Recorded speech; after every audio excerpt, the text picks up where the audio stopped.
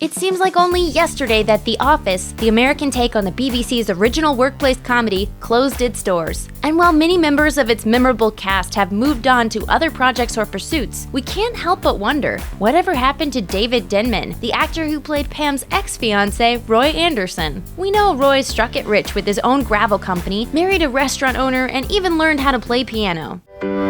She's got a way about her. Don't know what it is. But all that took place in the fantasy land of Scranton, Pennsylvania. So what did Denman really do after The Office? Let's take a closer look at what he's been up to since viewers said goodbye to Dunder Mifflin. He bossed around Steve Jobs. Well, he bossed around the Ashton Kutcher version of Steve Jobs. Listen, Steve, you're good. You're damn good.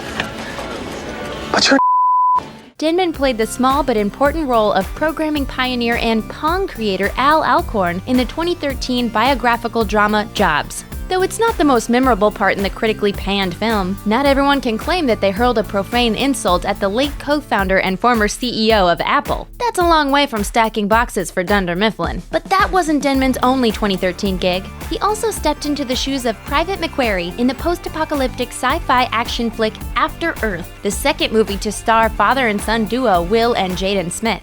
Might want to go easy on him, Sarge. That's the Prime Commander's son right there. The film was widely panned by critics and viewers alike, and it has gone down as one of both Smith's and director M. Night Shyamalan's least memorable projects. Fortunately for those involved, it didn't turn out to be quite the career-demolishing disaster it may have seemed. Shyamalan rebounded with Split in 2017, while both Smiths always have plenty of projects in the pipeline. As for Denman, After Earth's failure definitely didn't stop him from landing more roles. He went to boot camp. You know, I do have a gun in my cubby, and I will use it. In order to prepare for his role as Boone in the biographical war thriller 13 Hours: The Secret Soldiers of Benghazi, Denman put himself through boot camp.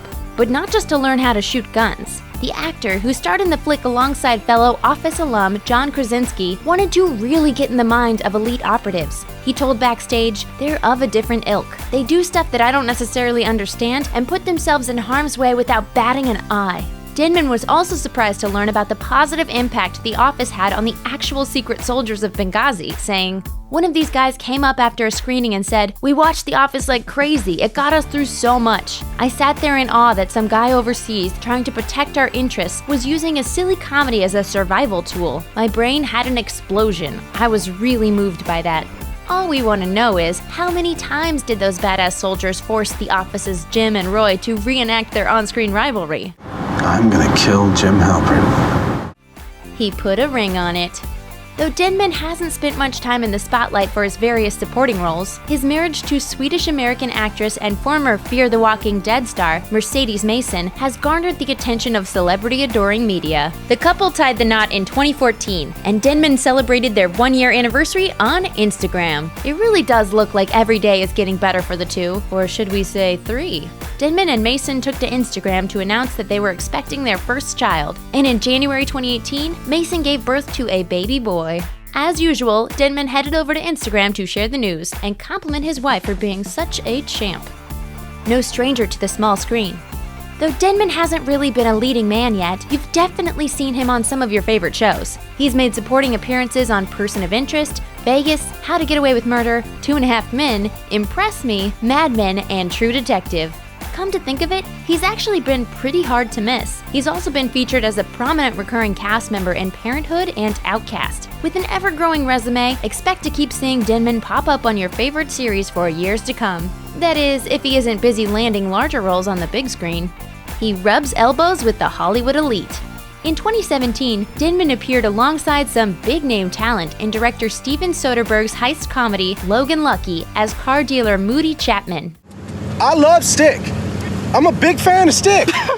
The film boasts a cavalcade of household names, including the likes of Channing Tatum, Adam Driver, Katie Holmes, and Daniel Craig. Certainly not bad company for Denman, especially considering how successful the kooky caper turned out. Logan Lucky gained critical praise for its goofball humor and pitch-perfect ensemble cast, and it stands out as a recent highlight on Denman's CV. A bright future in film.